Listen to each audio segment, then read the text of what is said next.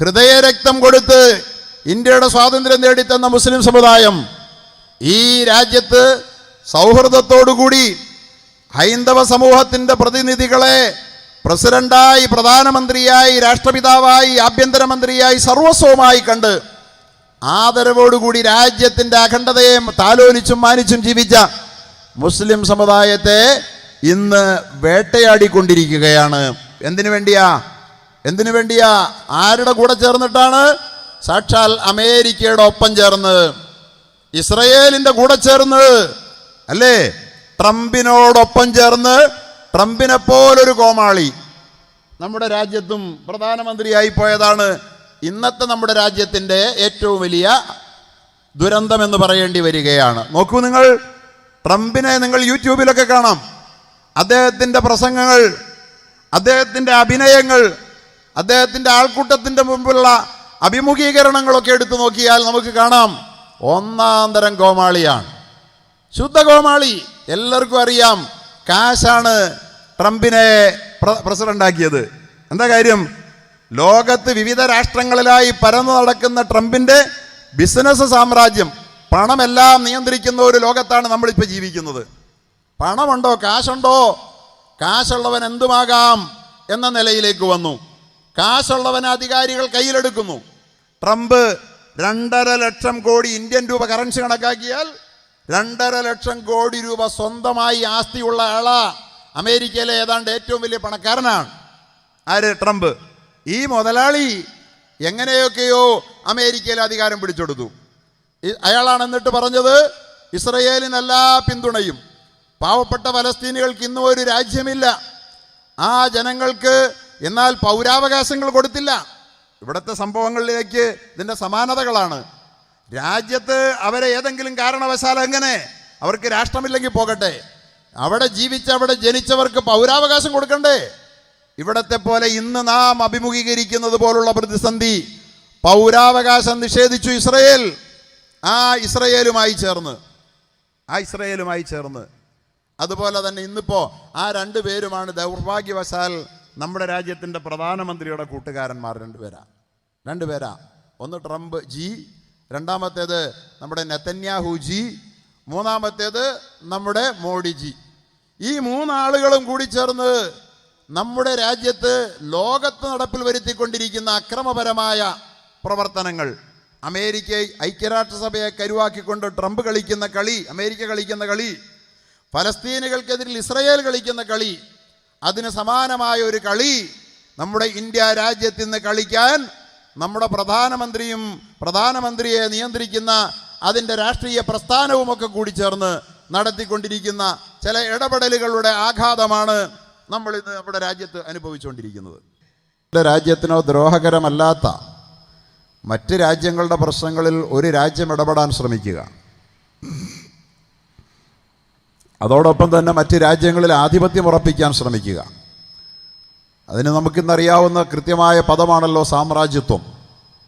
ലോകം മുഴുവൻ തൻ്റെ സാമ്രാജ്യം വ്യാപിപ്പിക്കുക എന്ന ലക്ഷ്യത്തോടെ അമേരിക്കയും ആ അമേരിക്കയ്ക്ക് ആശയ സ്രോതസ്സായി വർത്തിക്കുന്ന ഇസ്രയേലും ഒക്കെ ചേർന്നുകൊണ്ട് ലോകത്ത് സൃഷ്ടിച്ചുകൊണ്ടിരിക്കുന്ന മാരകമായ പ്രതിസന്ധികൾ വളരെ ആഴമുള്ളതാണ്. അത് നമ്മളൊക്കെ ഇന്ന് കണ്ടും അനുഭവിച്ചും കൊണ്ടിരിക്കുകയാണ്. ഇന്ന് നമുക്കറിയാം, ലോകത്ത് നിലനിൽക്കുന്ന രാജ്യങ്ങൾ, ആ ലോകരാജ്യങ്ങളിൽ എവിടെയെങ്കിലും എന്തെങ്കിലും ഒരു പ്രശ്നമുണ്ടെങ്കിൽ അതെവിടെയും ആയിക്കൊള്ളട്ടെ, അത് പശ്ചിമേഷ്യയിൽ അല്ലെങ്കിൽ അഫ്ഗാനിസ്ഥാനിൽ, ഫലസ്തീനിൽ, ഇറാഖിൽ, പശ്ചിമേഷ്യൻ മേഖലകളിൽ, പാകിസ്ഥാനിലൊക്കെ, ലോകത്തിൻ്റെ ഏത് കോണിലെടുത്താലും ഇന്ന് ലോകത്തെ രാജ്യങ്ങളിൽ പ്രശ്നങ്ങളുണ്ടെങ്കിൽ അതിൻ്റെ ഒക്കെ പിന്നിൽ ഒരു കരം സാമ്രാജ്യത്വത്തിൻ്റേതുണ്ടെന്ന് നമുക്ക് കാണാം.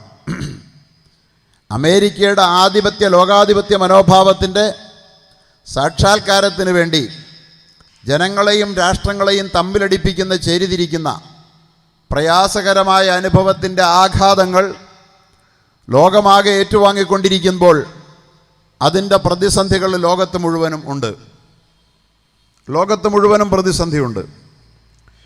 പക്ഷേ ലോകത്ത് മുഴുവനുമുള്ള പ്രതിസന്ധിയേക്കാൾ അപ്പുറം മുസ്ലിം ലോകത്തിൻ്റെ പ്രതിസന്ധി ഒന്ന് വേറെ തന്നെയാണ് എന്ന് പറയാൻ ഞാൻ ആഗ്രഹിക്കുകയാണ്. അക്കാര്യം നമുക്കാർക്കും സംശയമില്ലാത്തതുമാണ്. ശത്രുവും മിത്രവും ഒരുപോലെ പറയുന്ന ഒരു കാര്യമുണ്ട്. മുസ്ലിമീങ്ങൾക്ക് എന്താ ഇത്ര വലിയ പ്രതിസന്ധി? മുസ്ലിമീങ്ങളാകെ പ്രതിസന്ധിയിലാണ്. സംശയമില്ലാത്ത കാര്യമാണ്. അതിനിടയിൽ ഒരു ചില ചോദ്യം ഉയർന്നു വരുന്നുണ്ട്.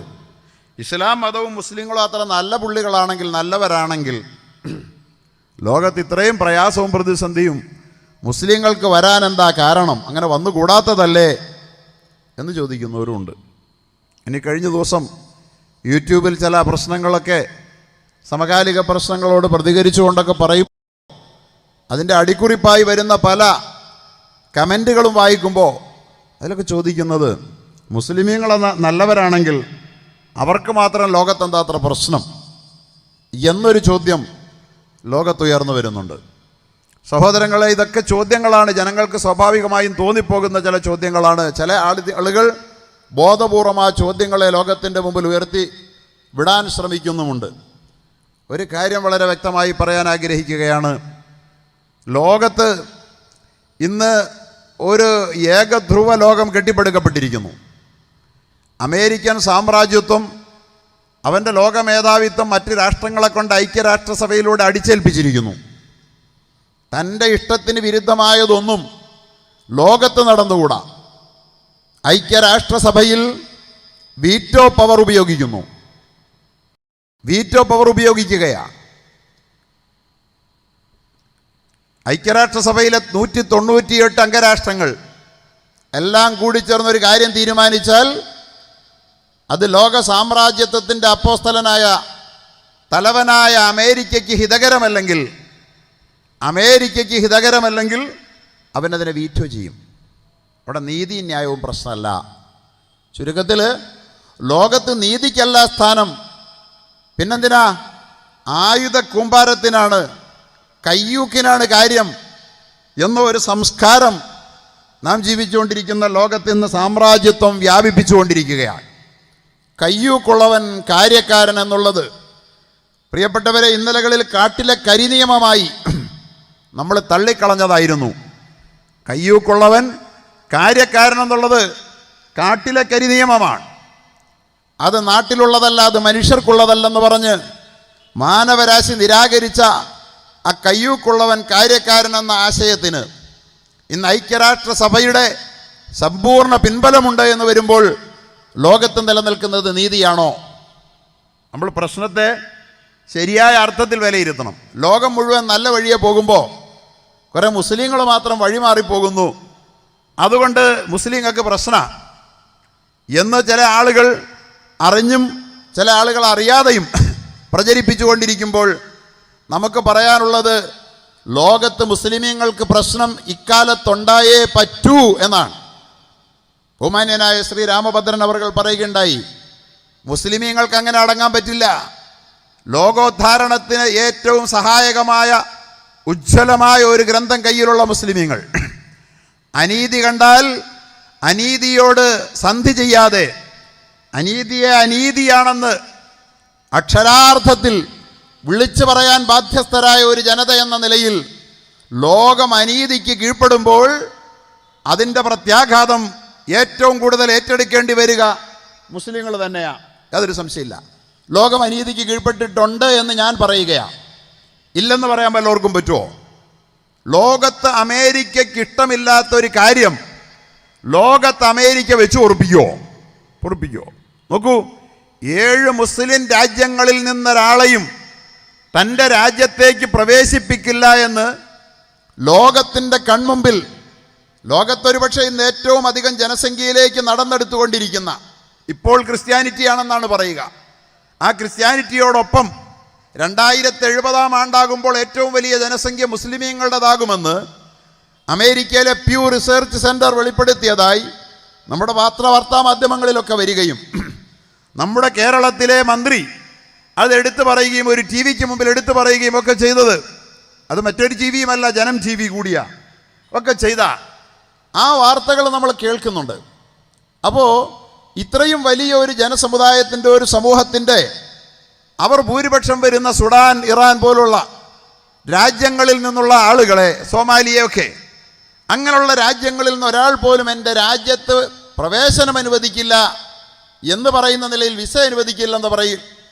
ലോകം നിയന്ത്രിക്കുന്ന ഒരു രാജ്യം പ്രഖ്യാപിക്കുമ്പോൾ എന്ന് പറഞ്ഞാൽ എന്താ, ആ രാജ്യത്തിൻ്റെ മുഴുവൻ പ്രജകളും മോശക്കാരാണെന്നാണ്, അതാണല്ലോ പറയുന്നതിൻ്റെ അർത്ഥം. ഒരു രാജ്യത്ത് ജീവിക്കുന്ന മുഴുവൻ ആളുകളും മോശക്കാരാകുമോ? ആകുമോ? ഇപ്പറയപ്പെട്ട രാജ്യങ്ങളെല്ലാം ലോകത്തിന് എന്തെങ്കിലും ഭീഷണി ഉണ്ടാക്കിയെന്ന് ആരും പറഞ്ഞും കേട്ടിട്ടില്ല. അപ്പോൾ എന്നിട്ടും ഇത്രയും വളരെ ഏകപക്ഷീയമായി, വിവേചനപരമായി, വർഗീയമായി ലോകത്തെ ഭിന്നിപ്പിക്കുന്ന വിധത്തിൽ അമേരിക്കൻ സാമ്രാജ്യത്വം പ്രവർത്തിക്കുമ്പോൾ അതിനെതിരെ ലോകത്ത് പ്രതിഷേധം ഉയർന്നു വരേണ്ടതുണ്ട്. പക്ഷേ പ്രതിഷേധം വരുന്നില്ല. എന്താ കാര്യം? ശക്തിക്കു മുമ്പിൽ, അധികാരത്തിന് മുമ്പിൽ, ഭൂരിപക്ഷത്തിന് മുമ്പിൽ, അതുപോലെ തന്നെ ആയുധ കൂമ്പാരങ്ങൾക്ക് മുമ്പിൽ വാ തുറന്ന് മിണ്ടാൻ മാത്രം ഇന്ന് മനുഷ്യ സമൂഹത്തിൽ ആർജവമുള്ള നേതാക്കന്മാരും രാഷ്ട്രങ്ങളുടെയും എണ്ണം കുറയുകയാണ്. അതല്ലേ ഇതിന് കാരണം? വേറെ ഉണ്ടോ? അല്ലേ എല്ലാവരും ഭൂരിപക്ഷം, ഐക്യരാഷ്ട്രസഭയിലെ ഭൂരിപക്ഷം ഒരു കാര്യം തീരുമാനിക്കുന്നു, പക്ഷെ അമേരിക്ക വീറ്റോ ചെയ്യും എനിക്കിഷ്ടമില്ലെങ്കിൽ എന്ന് പറഞ്ഞാൽ ഇതെന്ത് കാടത്തമാണ്, തീവട്ടിക്കൊള്ളയാന്ന് ചോദിക്കാൻ ആരുമില്ല ഇവിടെ. അപ്പം ലോകത്ത് ഞാൻ പറഞ്ഞു വരുന്നത് അനീതിയുടെ ഒരു ലോകം ഇവിടെ കെട്ടിപ്പടുക്കപ്പെടുകയാണ്. അത് അവസാന നാളിൽ സംഭവിക്കുമെന്ന് മുഹമ്മദുർ റസൂലുള്ളാഹി പറഞ്ഞിട്ടുണ്ട്. ലോകത്ത് നീതി സമ്മാനിക്കാൻ ഒരു വിമോചകൻ വരും. പിന്നീട് ഇമാം മഹദിയുടെ ആഗമനത്തെക്കുറിച്ച് പരാമർശിച്ചപ്പോൾ പുണ്യ റസൂലുള്ളാഹി പറയുകയുണ്ടായി, തംലഉൽ അർളു യംലഉൽ അർളു ജൗറൻ വളുൽമ, ലോകം അക്രമവും അനീതിയും കൊണ്ട് നിറയും. ലോകം അക്രമവും അനീതിയും കൊണ്ട് നിറയും. അക്രമമല്ലാതെ, അനീതിയല്ലാതെ ലോകത്തില്ലാത്തൊന്ന് വരും. അക്രമത്തിനെതിരിൽ മിണ്ടാൻ ആളില്ലാതെ വരും. മിണ്ടുന്നവൻ്റെ പ്രതികരണ ശേഷിയെ നിർവീര്യമാക്കും, മിണ്ടുന്നവനെ ഭീകരനാക്കും, മിണ്ടുന്നവനെ തീവ്രവാദിയാക്കും. അങ്ങനെ എല്ലാവരും സ്വയം സുരക്ഷിതത്വത്തിന് വേണ്ടി ഭീരുത്വത്തിൻ്റെ മാളത്തിൽ ഒളിക്കുന്ന ഒരു കാലം ലോകം വരും. അന്ന് ലോകത്ത് അക്രമവും അനീതിയും തേർവാഴ്ച നടത്തും. ഹദീസ് അങ്ങനെയാണ്, തുംലഉൽ അർളു, ഭൂമി നിറയ്ക്കപ്പെടും, ജൗറം ളുൽമ, അക്രമവും അനീതിയും കൊണ്ട്. ലോകം നിറയ്ക്കപ്പെട്ടില്ല അക്രമവും അനീതിയും കൊണ്ട്. ലോകത്തെ എത്ര യുദ്ധങ്ങൾ, ഇറാഖിലടക്കം സദ്ദാം ഹുസൈൻ മാരകായുധം ഉണ്ടാക്കിയെന്ന്. സത്യത്തിൽ സദ്ദാം ഹുസൈൻ മാരകായുധമൊന്നും ഉണ്ടാക്കിയില്ലെന്ന് പിന്നെ എല്ലാവരും പറഞ്ഞില്ലേ, സമ്മതിച്ചില്ലേ? അത് പറഞ്ഞ ഒരു രാജ്യത്തെ തകർത്തില്ലേ? ഒരു വലിയ പെരുന്നാളിൻ്റെ മുസ്ലിം ലോകം ആദരണീയമായി കാണുന്ന, മുസ്ലിം ലോകത്തിൻ്റെ ആഘോഷ ദിനമായ ഒരു ബലിപെരുന്നാളിൻ്റെ സുദിനത്തിൽ തിക്രീറ്റിൻ്റെ തെരുവിൽ, സദ്ദാം ഹുസൈനിൻ്റെ ജന്മദേശമായ തിക്രീറ്റിൻ്റെ തെരുവിൽ ആ രാജ്യത്തെ 25 കൊല്ലം ജനങ്ങൾ തെരഞ്ഞെടുത്ത് ആ രാജ്യത്തിൻ്റെ അധികാരിയായിരുന്ന ഒരു ഭരണാധികാരിയെ, അദ്ദേഹം ആരോ 10-800 പേരെ, കുർദുകളെയോ ആരെയോ അദ്ദേഹം കൂട്ട കശാപ്പിന് വിധേയമാക്കി എന്ന ന്യായം പറഞ്ഞ്, അമേരിക്ക കൂട്ട കശാപ്പൊന്നും ആരെയും ചെയ്യുന്നില്ലല്ലോ, അല്ലേ? ഇല്ലല്ലോ. എന്ന ന്യായം പറഞ്ഞ്, ഇനി അത് ന്യായമാണ്, അതിൻ്റെ പേരിൽ ശിക്ഷിക്കണമെങ്കിൽ ആരാ ശിക്ഷിക്കണ്ടേ? അമേരിക്ക ശിക്ഷിക്കുന്നു. എങ്കിലും നമ്മളതും അംഗീകരിക്കുന്നു. പക്ഷേ അദ്ദേഹത്തെ തൂക്കുമരത്തിലിടുന്നത് ലോക മുസ്ലിമീങ്ങൾക്കെല്ലാം ബലിപെരുന്നാളായ ആഘോഷത്തിൻ്റെ ദിവസത്തിൻ്റെ ആ പെരുന്നാളിന് പള്ളി പോകുന്ന സമയത്ത് തന്നെ ആകണമെന്ന് എന്തായിരുന്നു അമേരിക്ക നിർബന്ധം? അങ്ങനല്ലേ സംഭവിച്ചേ? എന്തിനാണത്?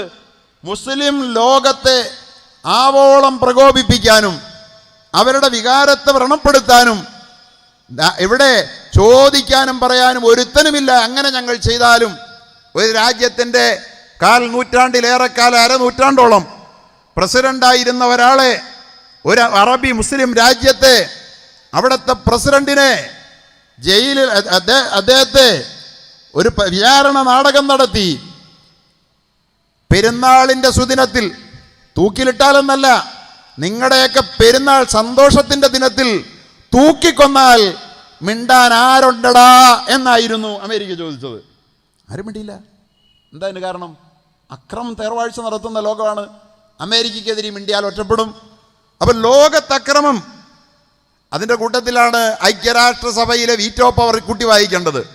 നമ്മുടെ രാജ്യത്തിൻ്റെ ഒക്കെ പ്രതിനിധികൾ ഐക്യരാഷ്ട്രസഭയിൽ പോയിട്ട് അവരെല്ലാം എടുത്ത നിലപാടിനെതിരിൽ അമേരിക്ക UN-ൽ US ഒരു തീരുമാനം എടുക്കുമ്പോൾ ഇതെന്ത് ജനാധിപത്യമാണ്? ഇപ്പം എല്ലാവരും ജനാധിപത്യത്തിന് വേണ്ടിയല്ലേ?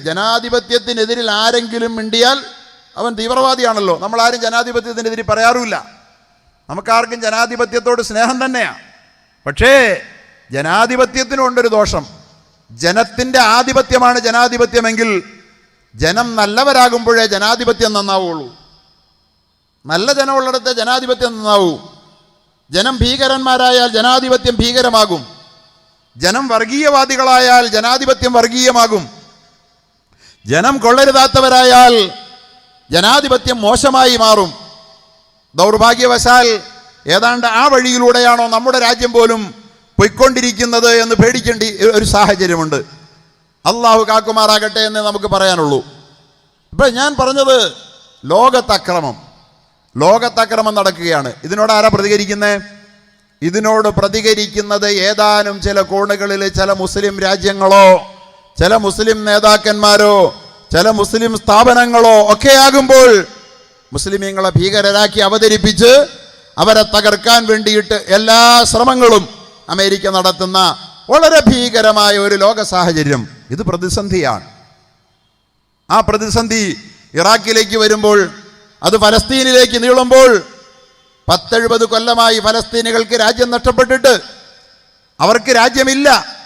ഫലസ്തീൻ എന്നൊരു രാഷ്ട്രമില്ല. രാജ്യം പിടിച്ചെടുത്തവന് പതിച്ചു കൊടുത്തു, അല്ലെങ്കിൽ പതിച്ചു കൊടുത്തു ഇസ്രയേലിന്. അതല്ലേ ഇപ്പോഴും പിടിച്ചെടുത്ത് പതിച്ചു കൊടുക്കലൊക്കെയാണ് നമ്മുടെ രാജ്യത്ത് നടക്കുന്നത്. അതാണ്. ഇതൊക്കെ ഇങ്ങനെ നടക്കുമ്പോൾ രാജ്യം നഷ്ടപ്പെട്ടവർ പ്രതിഷേധിക്കും. അത് പ്രതിസന്ധിയാണ് ഇവിടെ. എന്നിട്ട് പ്രതിസന്ധി സൃഷ്ടിച്ചവൻ തന്നെ ചോദിക്കുക, നിങ്ങൾക്ക് എന്താ പ്രതിസന്ധി എന്ന്.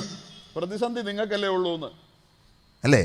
ഇന്ത്യ രാജ്യത്ത് ബ്രിട്ടീഷുകാരൻ ഭരിച്ചപ്പോൾ ഇന്ത്യ രാജ്യം അതിനെതിരിൽ സ്വാതന്ത്ര്യ സമരം നടത്തിയില്ലേ? ആ സ്വാതന്ത്ര്യ സമരം നടത്തിയപ്പോൾ മഹാനായ നമ്മുടെ ഗാന്ധിജി ഇവിടെ പറഞ്ഞല്ലോ, ജാതി മതഭേദങ്ങൾക്ക് അതീതമായി നമ്മുടെ രാജ്യത്തെ യോജിപ്പിച്ച് നിർത്തിയ ആ മാതൃകാ പുരുഷൻ. അതുപോലെ തന്നെ ജവഹർലാൽ നെഹ്റു. അവരൊക്കെ മതമേതാ? നമുക്കറിയാം, മുസ്ലിമൊന്നുമല്ല. ഗാന്ധിജി നല്ല ഒന്നാം തരം സനാതന ഹിന്ദുവാണ്. ജവഹർലാൽ നെഹ്റു പണ്ഡിറ്റാണ്, കാശ്മീരി പണ്ഡിറ്റാണ്. പക്ഷെ ജവഹർലാൽ നെഹ്റുവിൻ്റെ മതം നമുക്ക് പ്രശ്നമല്ല. ജവഹർലാൽ നെഹ്റുവിനെ നമ്മൾ ഇന്നും സ്നേഹിക്കുക. ഒരു മുസ്ലിമിനോട് ചോദിക്കട്ടെ, കോൺഗ്രസ്സുകാരനൊന്നും ആകണമെന്നില്ല, ജവഹർലാൽ നെഹ്റുവിനോട് ഇഷ്ടമാണോ എന്ന് ചോദിച്ചാൽ അവൻ പറയും ജവഹർലാലിനെ നമുക്കിഷ്ടമാണ്. ഗാന്ധിജി എന്ന രാഷ്ട്രപിതാവിന് ഇഷ്ടമാണോ? ഗാന്ധിജി എന്ന രാഷ്ട്രപിതാവിന് ഇഷ്ടമാണ്. ആർക്കാ ഇഷ്ടമല്ലാത്ത?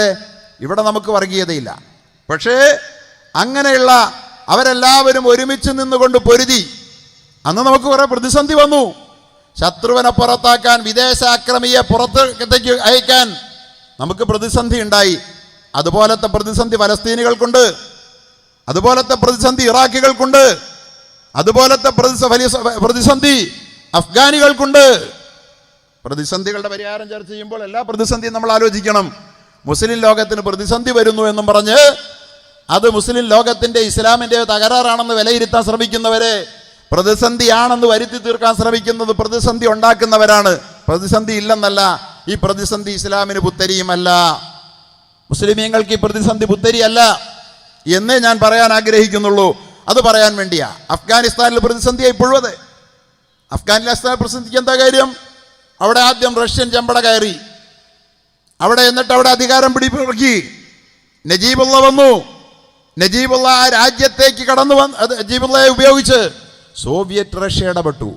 സോവിയറ്റ് റഷ്യ ഇടപെട്ടപ്പോൾ അവർക്കെതിരിൽ അമേരിക്ക താലിബാൻ ആയുധം കൊടുത്ത് വളർത്തിയില്ലേ? താലിബാനെ സൃഷ്ടിച്ചു. താലിബാൻ എന്ന് പറഞ്ഞ വിദ്യാർത്ഥികൾ, അവിടുത്തെ സ്റ്റുഡൻസ്, ഇസ്ലാമിക് സ്റ്റുഡൻസ്, മതവിദ്യാർത്ഥികൾക്ക് ആയുധം കൊടുത്ത് താലിബാനെ വളർത്തി. താലിബാന്റെ കയ്യിൽ ആയുധം കിട്ടിയത് അമേരിക്കയുടെ ആയുധമാണ്. പക്ഷേ സോവിയറ്റ് യൂണിയനെ ഇറക്കി വിടാൻ ആയുധം കൊടുത്തു. സോവിയറ്റ് യൂണിയൻ പോയി കഴിഞ്ഞപ്പോൾ, സോവിയറ്റ് യൂണിയൻ ഇറക്കി വിട്ടപ്പോൾ അവിടെ സഹായത്തിലെത്തിച്ചേർന്ന അമേരിക്കൻ പട്ടാളം അവിടെ നിലയുറപ്പിച്ചപ്പോൾ, ഞങ്ങളുടെ രാജ്യം ഞങ്ങൾക്ക് വേണം, നിങ്ങൾ വേണം പുറത്തെന്ന് പറഞ്ഞപ്പോൾ അമേരിക്കയുടെ സാമ്രാജ്യത്വം അവർക്കെതിരിൽ തിരിസന്ധിയായി. നമ്മൾ വായിച്ചിട്ട് ഇസ്ലാം പ്രതിസന്ധിയുടേതാണ്, ഇസ്ലാമിന് അതിജീവനം സാധ്യമല്ല എന്ന് വരുത്തി തീർക്കാൻ ശ്രമിക്കുമ്പോൾ, പ്രതിസന്ധികൾ ഉണ്ടെന്നുള്ളത് സത്യമാണെങ്കിലും അതിനെ പ്രവാചക പാതയിലൂടെ അതിജീവിക്കാമെന്നുള്ളത് ലോക ചരിത്രത്തിൻ്റെ പാഠമാണ് എന്ന് പറയാൻ ഈ സന്ദർഭം ഞാൻ ആഗ്രഹിക്കുക. ഇവിടെ നമുക്കിന്ന് 2-3 പ്രശ്നങ്ങൾ നമ്മൾ വേട്ടയാടുകയാണ്. നമ്മുടെ രാജ്യത്തെ ആൾക്കൂട്ട കൊലപാതകങ്ങൾ അരങ്ങേറിക്കൊണ്ടിരിക്കുന്നു. ആരാണ് ആൾക്കൂട്ട കൊലപാതകം നടത്തുന്നത്? നമ്മുടെ രാജ്യത്തിൻ്റെ അധികാര കസേരയിലിരിക്കുന്ന ആളുകളുടെ പിന്തുണയോടെ. എന്തിൻ്റെ പേരിലാണ്? മനുഷ്യൻ കഴിക്കേണ്ടുന്ന ഭക്ഷണം എന്താണെന്ന് തീരുമാനിച്ച് ബീഫ് കഴിച്ചൂടാ. ബീഫ് കഴിച്ചൂടെന്ന് മാത്രമല്ല, ബീഫ് കച്ചവടം നടത്തിക്കൂടാ. നമ്മുടെ രാജ്യത്ത് ഇതൊക്കെ ആകാമായിരുന്നു ഇന്നലകളിൽ. ബീഫ് കഴിക്കാൻ മേല, ബീഫ് കച്ചവടം നടത്താൻ പാടില്ല. അത് കഴിക്കുന്നവനെ തെരഞ്ഞു പിടിച്ച് കഴിക്കാത്തവനെ കഴിക്കുന്നവനാക്കി മാറ്റിക്കൊണ്ട്, അതുപോലെ തന്നെ അത് കച്ചവടം നടത്തുന്ന ആളുകൾ എത്രയോ കാലങ്ങളായി ബീഫിൻ്റെ കച്ചവടം ഇവിടെ നടക്കുക. അവരൊക്കെ തെരഞ്ഞു പിടിച്ച് വളഞ്ഞു വെച്ച് രാജ്യമൊട്ടാകെ ആൾക്കൂട്ട കൊലപാതകങ്ങൾ നടത്തിക്കൊണ്ടിരിക്കുന്നു. എന്തിനാണ്? ഈ രാജ്യത്തെ ഒരു വിഭാഗം ജനങ്ങളെ ദുർബലപ്പെടുത്താൻ, തകർത്ത് കളയാൻ, അവർക്ക് മുന്നോട്ട് പോകാൻ കഴിയരുതെന്ന് വരാൻ, അവരുടെ അന്തസ്സ് ഹോമിക്കാൻ. രാജ്യത്തെ ഒരു വലിയ പ്രതിസന്ധി ആൾക്കൂട്ട കൊലപാതകത്തിൻ്റെതാണിപ്പോൾ, അല്ലേ?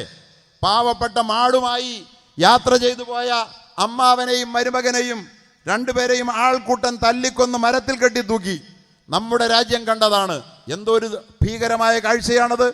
13 വയസ്സ് മാത്രം പ്രായമുള്ള ഒരു കുട്ടിയടക്കം. എന്താണ് അവൻ ചെയ്ത തെറ്റ്? ഒരു ബീഫിനെ കൊന്നെന്നുള്ളതല്ല, ബീഫിനെ വാങ്ങിച്ചുകൊണ്ട് തെരുവിലൂടെ പോയി എന്ന ഒരൊറ്റക്കാർ പോത്തിനെ വാങ്ങിക്കൊണ്ട് പോയെന്ന് പറഞ്ഞുകൊണ്ട് അവനെയും അവൻ്റെ അമ്മാവനെയും തല്ലിക്കൊന്ന് ഝാർഖണ്ഡിൽ മരത്തിൽ കെട്ടിത്തൂക്കി. ആ മൃതശരീരം മരത്തിൽ തൂങ്ങിയാടുന്ന കാഴ്ച നമ്മുടെ ഭാരതം കണ്ടു. അത് നടന്നത് ഈ രാജ്യം ഭരിക്കുന്ന പാർട്ടിയുടെ ഭരണത്തിന് കീഴിലാണ്. രാജ്യം ഭരിക്കുന്ന പാർട്ടി തന്നെയാണ് ഝാർഖണ്ഡിലുമുള്ളത്. ഈ രണ്ടുപേരും അതിനെതിരിൽ നടപടിയെടുക്കുന്നില്ല. അത് തെറ്റാണെന്ന് പറയാനൊന്ന് മിണ്ടാൻ പോലും നമ്മുടെ രാജ്യത്തിൻ്റെ പ്രധാനമന്ത്രി തയ്യാറാകുന്നില്ല. പ്രതിസന്ധി സൃഷ്ടിക്കുകയാണ് എന്ന് പറഞ്ഞാൽ, എൻ്റെ വിശ്വാസം, എൻ്റെ ഭക്ഷണം, അതൊക്കെ കഴിഞ്ഞിട്ടേ ഉള്ളൂ ഈ രാജ്യത്ത് മറ്റാർക്കും അവകാശങ്ങളുള്ളൂ എന്ന് പറഞ്ഞുകൊണ്ട് സൃഷ്ടിക്കപ്പെടുന്ന പ്രതിസന്ധി. ഈ ഒരു പ്രതിസന്ധിയുണ്ട്. കൊല്ലുകയാണ് മനുഷ്യനെ. രണ്ടാമത് മനുഷ്യരെ ഇവിടെ നിന്ന് ആസമിലുള്ളതുപോലെ, അസം എന്താണ് പ്രശ്നം? അവനെ നാട് കടത്തുക. രാജ്യത്തെ പൗരന്മാരായി ഇന്നലകളിൽ പതിറ്റാണ്ടുകളായി ഈ രാജ്യത്ത് ജനിച്ചു ജീവിച്ചവർ, അവർ, അതോടൊപ്പം തന്നെ നമ്മുടെ ഒന്നായി നിന്ന ഇന്ത്യ, ബംഗ്ലാദേശ്, പാകിസ്ഥാൻ, ഇന്ത്യ എന്നൊക്കെ പറയുമ്പോൾ ഇന്ന് നമുക്ക് 3 രാജ്യമാണ്. പക്ഷേ ഈ രാജ്യം 3 അല്ല, നമ്മുടെ അഖണ്ഡ ഭാരതത്തിൻ്റെ ഭാഗമാണ്.